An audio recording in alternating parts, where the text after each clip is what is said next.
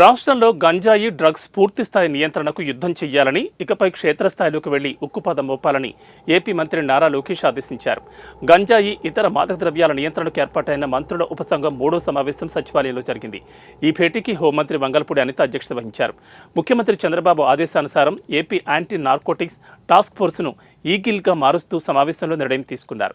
సమావేశంలో నారా లోకేష్ మాట్లాడుతూ గంజాయి సాగు కట్టడికి టెక్నాలజీని వాడుకోవాలని సూచించారు. గంజాయి సాగు ధ్వంసానికి డ్రోన్లను వినియోగించాలని ఆదేశించారు.